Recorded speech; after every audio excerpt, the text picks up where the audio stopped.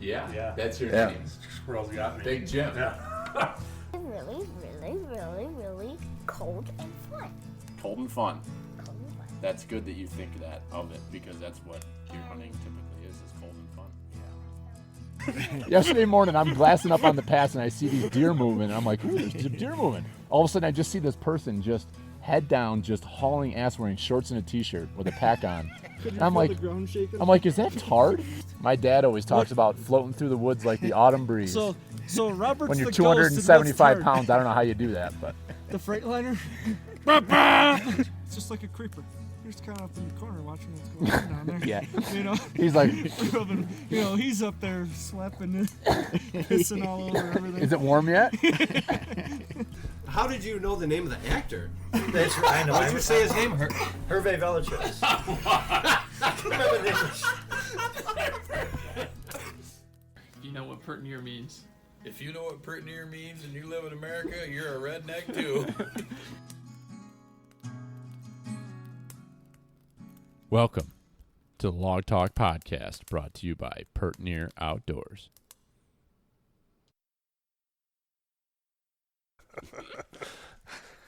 All right, Chief. So we're sitting down here in the kitchen, and this is a long time coming. I've been wanting to get you on here since the day I started this. So True. I appreciate you reaching out to me and saying, hey, we got to get together and talk about something. So first off, thank you for Oh yeah, my pleasure. thank you for being on.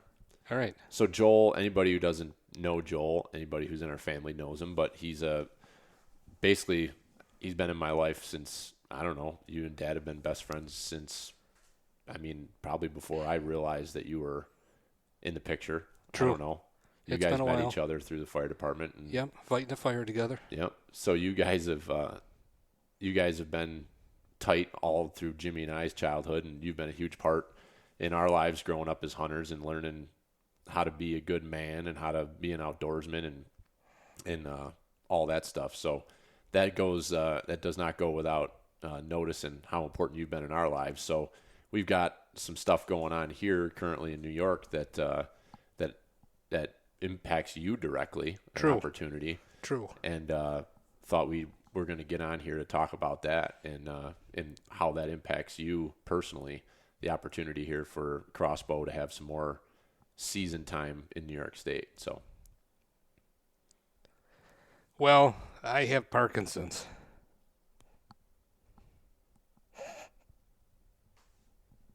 you're okay.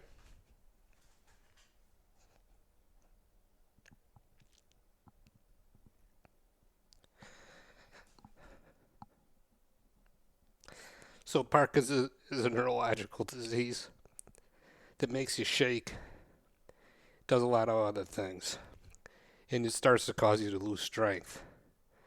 So I'll be 63 at the end of July, and even prior to that, the bow was starting to become harder and harder to pull.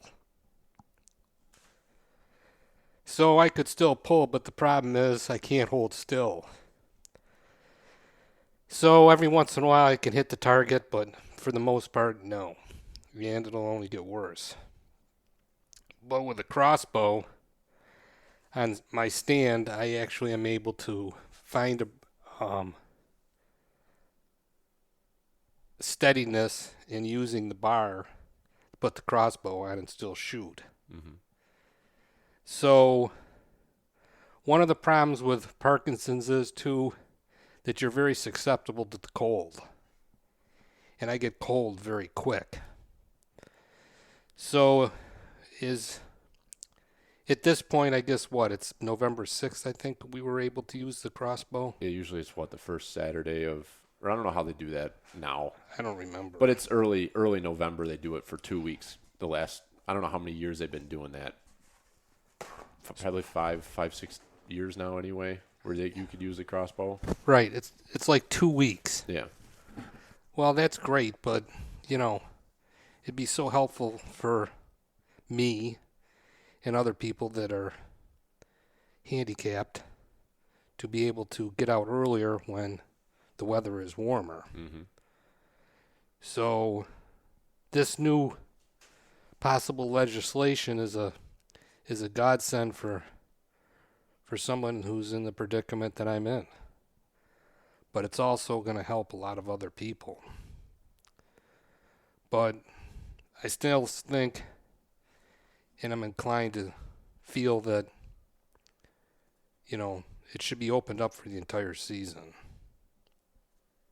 And it should be opened up for everybody. There's no such thing today as everything is modern. Compound bows, trigger releases, arrows. I mean, they're all high technology now. Where I had an old bow, and you could actually see the arrow fly through the air. I remember buying a new one and going out in the backyard, and I just couldn't believe how fast it was. You'd hear the twang of the arrow coming off your string, and next thing you know, it hit the target. So crossbows, they're pretty modern, they're pretty technologically advanced now, but it'd be good for everybody to be able to use a crossbow when they want. Yeah. And I mean, in your situation, you went right straight into it. What's your personal challenges that you're dealing with right now? But for someone like yourself, you've been a diehard bow hunter since you were, when did you start hunting? I don't know if we ever really talked about this. I mean, did you start hunting when you were a boy? I remember kind of some stories about how young you were when you started hunting, but you didn't really come from a hunting family. No, your parents didn't hunt. I was adopted, and my parents were more intellects, and I loved the outdoors. I ended up taking the DEC gun safety course at the Mendon Conservation League. That was probably 46 years ago. And my dad bought my first shotgun, Creekside, out in in Bloomfield. Yeah. And it was really, it was kind of later in life that I gravitated to the bow. And it might really be after I met your dad. Yeah. Because I was still pheasant hunting until the gun season opened. Oh yeah, because you were always huge, and that's where you really, Jimmy especially, you two chase pheasants a lot. Yeah, when he got to youth hunting age, and that's a whole nother discussion. But I just remember you as just being a diehard archery. When we all started really hunting together, when Jimmy and I were of age, and we would go out with you and do that stuff. Like, you were just diehard about archery hunting the whole season, not just I love that. Not just the first couple weeks in November, the rut. It was as soon as you could be in the woods hunting with your bow. I have fond memories of that. Well, I think your brother Jimmy did his first deer taken with a bow. He shot a buck with his bow. That was over on. Was that? I'm trying to think. Well, I remember Jimmy's first buck. I think he shot that with his gun up at camp. Maybe this was the first bow. I remember the first bow deer he shot was at camp. He shot a doe, and I think that was when he was. I think it was 14. At that point, we could hunt with a bow. I believe. Yeah, we're thinking stories of someone who's not here to validate, because he would know. But I want to say that he was 14 when he. I mean, Jimmy was all in. I mean, he was in your guys' hip pockets all the way up through. He didn't really play school sports. So he was there. Like, if you guys were hunting, if you were going to camp to do wood, whatever it was, like, Jimmy was there.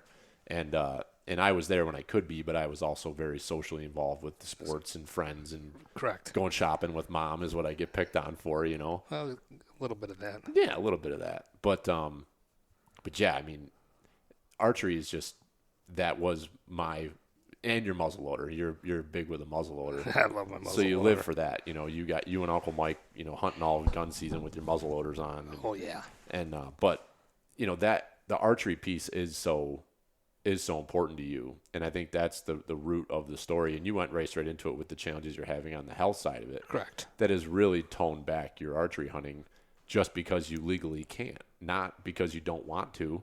You would be out there with the crossbow if you could, but you can't. I went out just about every day of the bow season. And when I could carry my crossbow, I did. But every other day prior to that, I carried my bow. And I did try to attempt at a deer, and the shot was, thankfully, a complete miss. Mm-hmm. But yeah, you're still out there because you love it, and you still want to be in the woods, and you still want to watch the rut and the chase. And and one day I watched a fox. I watched him chase a rabbit, and I saw the turkeys come through, and I watched a mink come down the stream, and and that's what's exciting. Yeah. But it's a lot easier when you're warm and not shaking. No doubt. So. Yeah, so the opportunity, this is going to be kind of part two. I'm going to put the two pieces together, my discussion with Rick and then our discussion about this. But, what they're proposing for youth up to 15, and then adults over, is it 60? 55. 55, adults over 55, and then anyone who has a doctor's note with a disability would be able to use their crossbow throughout the entire archery season on an archery tag. Correct. So you would have to have your hunter safety course for archery, and which is actually kind of, I think, a good thing, because people are going to have to go through that process with archery that they may not have in the past, because you could hunt on a muzzleloader firearm tag with with that. So I think it's a win-win, I think, as far as education goes too, because people are going to have to go through that archery portion and learn a little bit, because it is a different game than hunting with a firearm. Right, and the interesting thing is that I could have been hunting probably with a crossbow in the entire season if I'd gone and labeled myself disabled. I don't really know what that means. Right. And I mean that in a couple different ways. One, pig-headedly, I don't want to be labeled that. And two, if I'm labeled disabled, what does that carry in other aspects of my life? So that's not a path that I chose to take. So you could currently, if someone was to I believe so, yeah. have a disability, they could? Yeah, I could get a doctor's note to say that, I'm disabled because of this.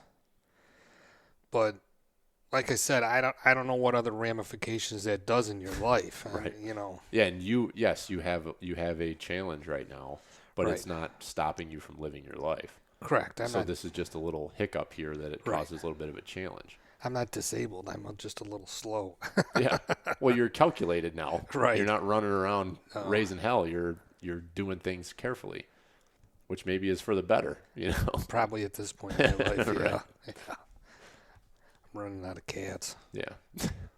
Yeah, those 9 lives, what are you Right. down to 2 or 3 left maybe? Yeah, that's what Robin always says. I never met a man with so many lives. Yeah, I can't disagree with what she's saying. So, Yeah. So for, I think you drove it right home in the beginning, the emotional and the important piece of it to you with this, but, a message that you might have for anybody out there who might be sitting on the other side of the fence saying, we don't want crossbows in our archery season because it will change the season. It'll ruin our hunting or this or that. I talked a little bit about it with Rick, but I don't care to be not redundant here. I don't understand how that theory stands on itself, that you're really impacting the hunting that much by allowing people to choose whether they want to use a compound or a crossbow. the hunting field is very much not want change. Yeah. And I understand that since I'm kind of like that myself. The Columbus Day weekend, the youth hunt. I never understood why anybody'd be against it.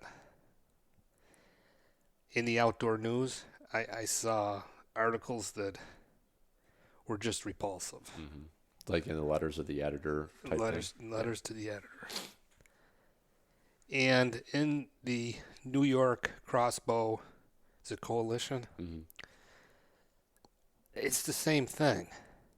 Are you talking about the bow hunters Yes. organization or the crossbow? The bow hunters, New York bow hunters, New York bow hunters are so dead set against it. I don't understand why. Everybody talks that you need to expand the ranks, and you need to bring people in. In New York, I live in Mendon, which has enough deer to support basically the entire world, I think. we're just full of deer. Yeah. Literally, I live in the village of Honey Eye Falls, and one morning at 3:30 I counted 13 in the front lawn. That's why you got no bushes. They ate them. They ate them gone. They you ate up didn't everything. pull them out. They ate them out. Yeah. So, shooting deer here, you either own land or you've been given permission to be on land or you lease land. So I've been fortunate to have a piece of property that I've hunted for probably 25 years. And I've never paid a penny for it. I've helped the lady out in different things, but you're forcing this whole deer hunting into a rich man's game. And that's not fair. So if you don't have private land, you got to go to public land. So you're going to make it even harder for someone to go out on public land to hunt. Mm-hmm. Doesn't make any sense. In some of the articles in the Crossbow Coalition page of, I don't want you trampling around in my woods and messing up my deer hunting. Come on. Yeah. I mean, in all 25 years over there, I've had one person walk through. And you've had fun there. Your dad's been there. Jimmy's been there. Yeah. Uncle Tim's been there. I mean, and there's a lot of us that have shot a lot of deer over there. But I think like that point of like you're gonna have people trampling through with crossbows in their arms. Like we have all hunted, and we've even hunted during the times when you can use crossbows. Like during that 2-week period. I'm not seeing a change in the volume of hunters out there. It's just maybe somebody's choosing to carry a crossbow during that 2-week period instead of carrying their compound. It's not changing the people that are out there. If there's diehard hunters that want to hunt for that entire 6-week period of the season, they're going to go out. Like you struggle the last few years because of your issue, but then you're still out there. Right. And you may not even decide to draw the bow back, but you're out there because you love to be out there, and it would just give people that opportunity to do it. And the piece of, and I don't think I'd hit on it with Rick, but at the end of the day, the DEC has deer quotas that they're trying to hit with how many deer to have killed. Yep. And as long as we're all on a tag system, it's not like you can shoot unlimited number of deer. Like some states you can shoot up to 5 deer a day or whatever. Jeez. Which is wild. Like you do one in the South and like you just buy a license and you can shoot like multiple deer a day. And it's like a bag limit like you would hunting pheasants, But here we have so many tags. Correct. And you know what you've got. So if you've got, 2 doe tags for 8H, correct. You've got your 2 doe tags. If you fill them in the first 2 days of archery season, well then you're done with your doe tags until the second round comes around and you can apply again. Correct. That's it. So like we have like that whole argument of like you're going to ruin my experience because you can use this implement. I just feel like it falls flat on its face. I'm sure that there's situations that there's people that maybe they're writing that because of their independent situation. because there's a neighbor who now hunts because he can use that, but that's your problem. That's your issue, not the whole picture of how many people can benefit and or not be impacted by a rule change like that. So they're taking the words, "You're going to be trampling through my woods." So doesn't it almost make you feel like they've got a gun, Yeah. not a crossbow? Mm. So now, Or that they're being destructive or they're being abrasive. Trampling is a very negative word. right. So now they've put that picture into your head. Mhm. When in fact, you ever stalked with a compound bow? Yeah. Yeah. I'm not trampling. You're I'm right. sneaking. Right. Yeah. But I do it all the time. I go to my favorite piece of public land, or if I want to go walk around somewhere, right. I knock an arrow and I sneak around. Correct. I can do the same thing with my. You're just not gonna. But when they paint that picture, it makes me feel like they're painting the picture that it's a gun. Yeah. Well, you can, like you just said, you can stalk with a bow. Mm-hmm. You can stalk with a crossbow. And then you go to the gun season. Yeah. I mean, what's legal implement in the gun season? Whatever you want. Whatever is legal. So Yeah. that means what? Muzzleloader rifle, it's a rifle zone, shotgun, Pistol. compound, crossbow. You could use a traditional bow. You could use Yeah. anything from gun down. Yeah. Right. So let's just go have fun, folks. Yeah.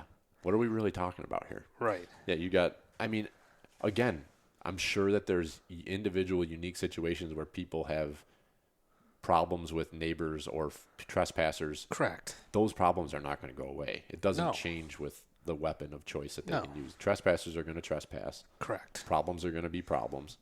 And, I think sitting behind that, so we talked before we turned this on, we were talking about the words, because words do matter. Correct. Trample is an aggressive word. Mm-hmm. And and I talked about this with Rick in the bolt or arrow. Correct. In that terminology, we've been trained to call a crossbow arrow a bolt. Correct. Which is, we don't need to, because Rick did a great job of explaining the history of that. But you start thinking about it, and one of the pieces that they're trying to amend in this legislation that's on the table right now is to change the foot distance so that it is the same as an archery, a regular bow, vertical bow, or a 250 to 150. 250 to 150, which that's kind of that nod that this is a piece of archery equipment, not a firearm. Correct. Because a firearm's 500. Correct. Right? But 250 is kind of meeting in the middle, but still it's in its own category. Correct. When it's set up at 250, and that's how many feet from a dwelling you have to be in order to discharge it. Correct. So Now you take a bow, and so you're talking 150 feet. Now your brother's shot how far? well, I mean, we've all shot. Now we're thinking yards. So how many feet in a yard? 3 feet 3. in a yard. Yeah. So we'd have to get a calculator out and figure that out. But Well, you've shot 100 yards. we've before. shot 100 yards. Yeah. So that's 300 feet. Yeah. So And you can shoot fairly accurately with practice with a compound at 100 yards. right. People do it every day. Correct. So what's the difference? Like I said, to me, we're making this way too complicated, folks. Yeah. We're making the whole deer hunting way too complicated. You know how I feel about it all. I don't want to open up a whole nother bailiwick of stuff. Yeah. I don't care whether it's got horns, big or small. If I'm in the mood to shoot, I'm shooting it. Yep. If you have a tag, And I'll tell you, come July when we're sitting out by the pool, grilling steaks or some venison burgers, life is good. mm-hmm. So quit making it hard on us all, and just let's go back to having fun. Yeah, I think that's so spot on. And I think that's a big piece of what's going on is that we've had this big buck craze and everybody's gotten so blinded, and then it creates it puts these invisible walls up on your property that these are my deer. I feed them, Correct. I grow them, I found his sheds, he's mine. And then it comes to deer season, and guess what? October 15th, that deer is going to get horny, and he's going to wander a 5-mile radius, and somebody's going to shoot him with a Right. crossbow, Right. and you're never going to know about it, and you're going to be pissed off because somebody else shot your deer.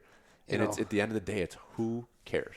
Correct. You know, you shoot. I don't know if I've said this on here, but I've had several sidebar conversations with friends of mine. At the end of the day, it's like, who cares? Correct. Like, I could shoot a 200-inch buck this fall, and I'll be a hero for 24 hours on social media, and then everybody will forget about it, and they'll move on to the next thing. So somebody was at your camp way back in the day, and there was 4 of us still hunting on the side of the South Hill.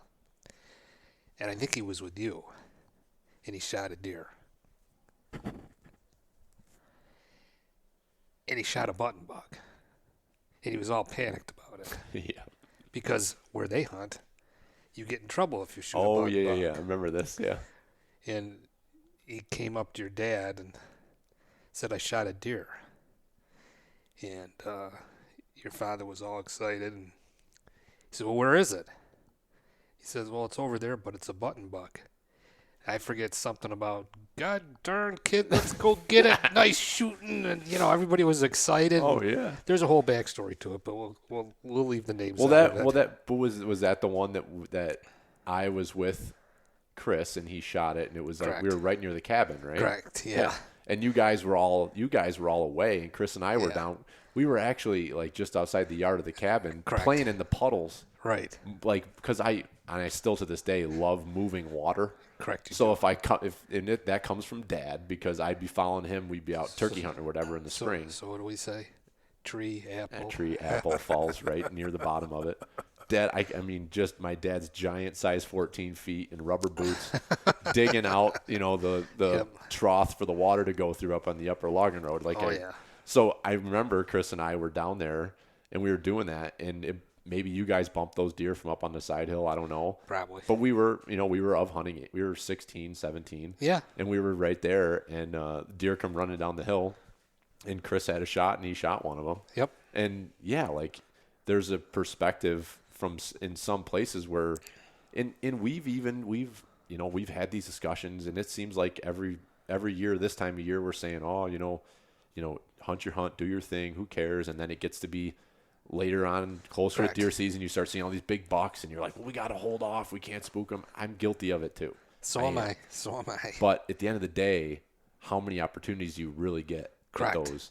And then you start, the years go by and experiences happen. Correct. And it's like it doesn't really matter. Like those 85 to 100-inch bucks that I've shot over the last few years, the memories of those hunts, Right. they mean everything to me. Right. And who cares? Right. It doesn't really, all you can leave this life with is the memories and the things that you've done. Right. And The funny part about it is, we've talked about it a lot, at camp and other places around the dinner table there, and antler restrictions and all that other stuff doesn't mean a thing to me. But how many deer do I pass that I just want to, okay, grow a little longer, grow a little bigger. well, yeah, but that's your personal choice. But then, this past season, 2 little six points came through, and I shot one of them. Yeah. That was the first deer I'd shot in 2 years. Yeah. So going from 2 to 3 deer a year to nothing for the last 2 years with the cancer crap, but But it like all goes into, going back to that hunting your hunt. So yeah, in the days when you were knocking down 4 or 5 deer a year, and you were able to shoot those does, and you were filling the freezer, and you were very patient waiting for a nice buck. That was what you wanted. yep, And now you're in a situation where you aren't able to get out and aren't able to knock them down like you used to. So when you get that opportunity, you're going to capitalize on it. And Dad's the same way. I mean, Dad went almost the entire deer season this year without shooting a deer, and Right. had an awesome. That holiday hunt was a gift to him because he was so busy with work this year he couldn't Yes. take time off, and he shot that small buck at Howlett's there on whatever Wednesday of that Yep. holiday hunt with Jimmy and I. yep, And that'll probably end up being one of his most memorable Right. hunts because of the involvement with me and Jimmy and Mike and Greg. We were all hunting together, and that Right. came. And it was just a small 6-point. Dad shot some huge bucks in his life. yeah, But he's who- shot but some who big cares? ones, right? You know, You know, he's and going to that's- remember that. That's always the nice thing about, over the years hunting with everybody there, that if you shoot, basically, you'll end up with 3 or 4 people who just stop hunting and come over and share your excitement. Right. You know, when Tim and I were in, your Uncle Tim and I were in Nova Scotia bear hunting. Sorry, Tim, but I'll give you up a little bit here on the show. He had a chance at a bear that was huge. It was over 500 pounds. It could have even topped. It could have been close to 6. Really. It was huge. And he was bow hunting. And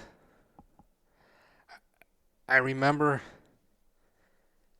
standing on the road when the guide went in to go get him with this other guy who was hunting. And I saw him come out of the woods. And I looked at the guy next to me and I said, "Don't say a word." He was like, "What do you mean by that?" I said, "Don't say anything." I said, he missed. He was like, "How do you know that?"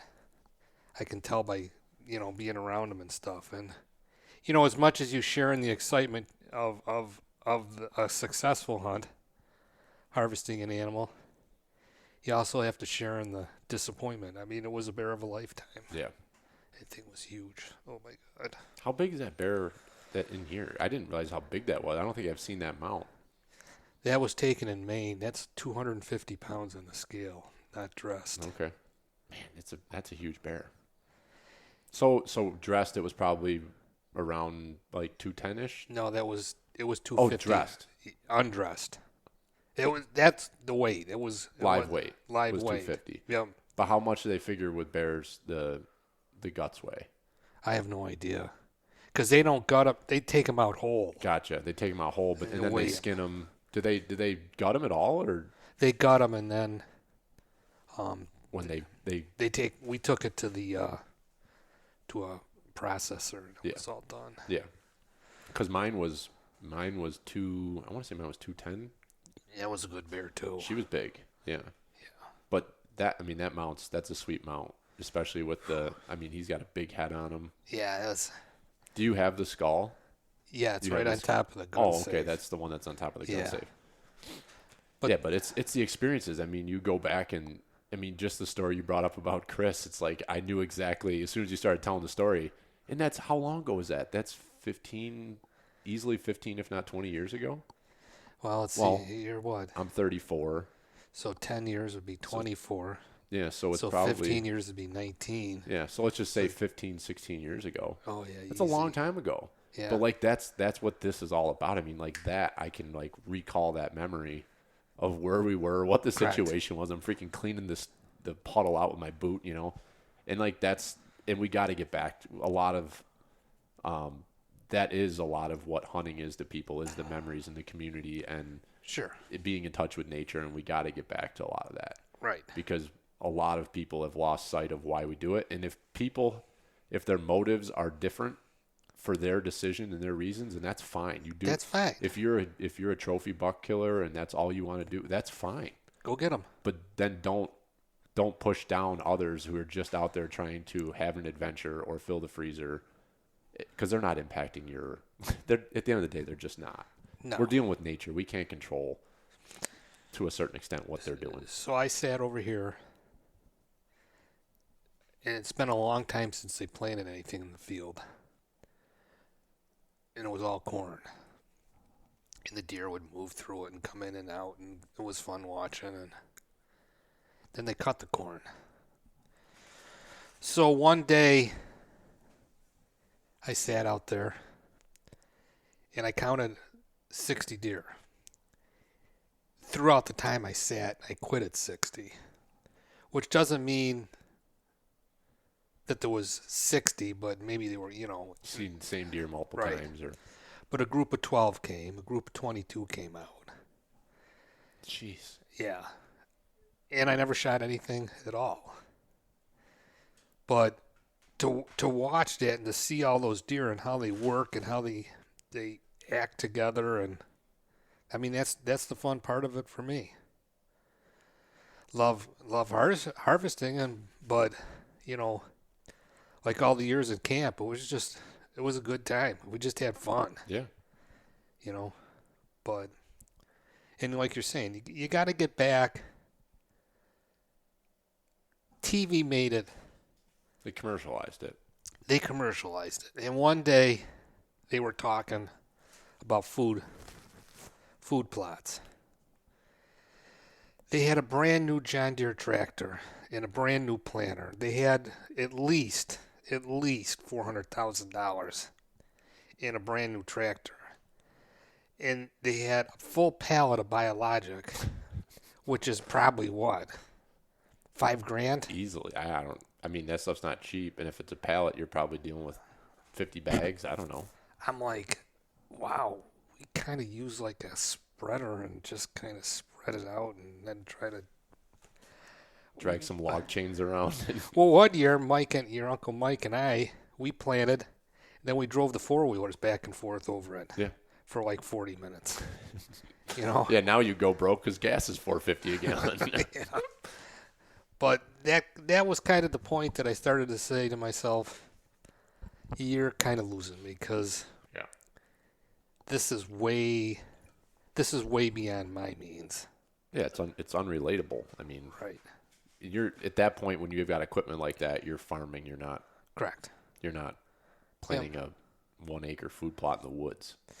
You know, and it's like the 10 point I took with my bow some years back. That was 2009 actually. Because then the next year I shot a 10 point and then I broke my leg real bad. But, you know, I went out of the Bilko doors and all of a sudden was like, oop, like, I got to poo. Like, great. So I ended up at the fire hall. Got to the stand late. Forgot to, you know, make an entry so I could get in through all the brush. So I crashed my way through that. Got in the stand and everything hung up by 5 to 7. And at about 7:12, I shot a 10 point. It's all just, it's right place, right time. Right place, right Everything happens right, and you get the luck of the draw, and it was a fun day. And he probably heard you crashing through the brush thinking that you might have been another deer. Right. And it all just came together. Right. I mean, how many times have you gone out late and said, well, I'll just go out? You know, and then all of a sudden you're like, oh, that's a big deer. Yeah, when you're trying, sometimes that's the kiss of death when you're out there just like running around. You're late. You're doing whatever. Was that early November or was that still in late October? Because I remember the picture of you down behind our house on Bean Hill. You were wearing Dad's cowboy hat or something, weren't you? Oh, I don't with remember. that buck. I want to say you because we used to cut all the deer at our house on Bean Hill, and so you would. I think you hung your deer here at your house, right? Historically, but you look at Uncle Mike with a giant 6 point, with an inside spread of what, 23 and something inches. Yeah, it didn't even look. And he didn't even know what he shot. Cause I guess he called me on the phone. I was down at the cabin and he's like, I shot a deer. I'm like, really? He goes, yeah. I go, what is it? He goes, I don't know. He goes, it was a buck. I think it was okay. Needless to say, in the end, you have this, you know, giant 6 point that like is one of the biggest 6 points in New York State history, and he didn't even know he shot it. No. That's what makes it, you know, fun, and it was quite a chase in that. Yeah, and I mean, he's one of the best hunters I know. Yeah. And not because of he shoots trophy deer every year. For Uncle Mike, the game is how many times can I get in close on him? You know, that's his game. He challenges himself by only hunting with his muzzleloader. Yep. And, you know, he could easily go out with a shotgun or the rifle and probably have more success. But Correct. he loves that getting on the side hill, sneaking from tree to tree. Yep. He's got the same spots he goes to all the time because it's exciting for him. And he won't shoot a doe with his bow. Yeah. Is he ever? I don't think so. You know, and the funny part is, well, okay, that's what you choose. That's what you choose. Yeah. You know, and it's kind of funny, too, that hunters and outdoors people are usually very patriotic. And they love the freedom of choice. Mm-hmm. Unless it has to do with deer. Then all of a sudden everybody gets nervous and jerky and like, oh. Yeah. But, well, we'll see where it all goes. I hope that the politicians can look at this with a clear mind. For an outdoor organization to come right out and say, which I think it was last year, that they're against,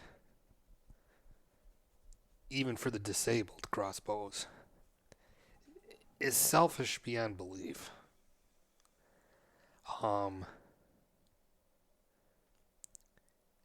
You look at people who are paralyzed, whatever, and they're in the UTVs or whatever we call them.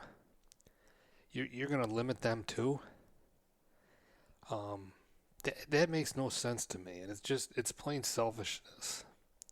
And like I kind of said to you before, I forgot the word I was thinking of.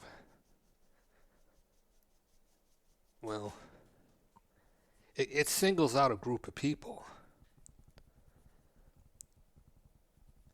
It's so hard for me to believe that's how they are. I can't fathom it. If somebody wants to go hunt, go hunt. And especially, for me, since it's just not the Parkinson's. I had cancer. I had cancer in my leg. I had a massive operation. I had 28 days of radiation, which was basically like walking on the sun. Yeah. And that has caused problems of its own. So it takes me time to get dressed. But I can still get dressed myself. And I can still get dressed in some of my hunting stuff. But you look at somebody in a wheelchair, what it takes. Think about you. And the little exertion it takes you to get yourself dressed, your boots on, and to go. Then you look at me. It can take me 20 minutes to get dressed. Mm-hmm. Because it's just things, my knee won't bend anymore. But you take somebody in a wheelchair, it could take them half an hour, 45 minutes just to get dressed, to just be able to think about going. Now you got to get them in a vehicle. You got to get them there. I have no idea what one of those rigs would cost, but I'm sure it's not cheap. You're talking one of those tracked wheelchairs, yeah. And now you got to have, someone's got to be with them. They got to get them out there.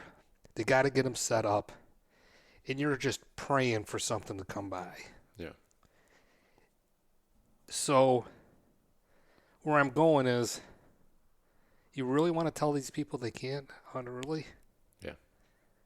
And as a politician, you're being, it's discriminatory is what it is. Right. Yeah. That's what I was trying to think of. You're discriminating against a group of people, of handicapped people. Yeah. So, my advice to everybody is, we want more hunters in the field. We want more revenue coming in.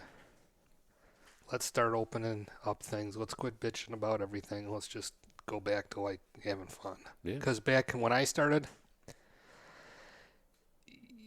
your family, your dad and your uncles grew up on a county road out in Lima. There would come a pheasant season, and people would come out from the city, and they would hunt. They'd just pull off the road and they'd hunt. Just start hunting, yeah. And no one cared. No. And that's not how it's, that's not how it is today. It's hard enough to get onto property now. I think your state land's starting, in New York State starting to get more and more used. Which is good because you've got a lot of new hunters over the last Right. couple of years that don't have that access to private property or No. own or whatever. Nope. And it's harder today. I mean, this is a discussion I'd love to have with Dad, but it's you know, at 34 years old, it's very hard to financially imagine purchasing property right now. Oh. I mean, the value of land is outrageous, and there's a lot of expenses in life that it's very Correct. hard to comprehend spending $80,000 to $100,000 on a piece of property that you can just essentially recreate on. Like for what, 50 acres? Yeah. Because I think it's going for $5,000 or $6,000 an acre. If you're in an area with any decent Yeah. property value, but so public land is definitely getting more hit with that. But something that we didn't touch on that I think is really important, the other side of the crossbow piece, is how awesome of an opportunity it is for women and children in particular to get in and feel comfortable going out and hunting.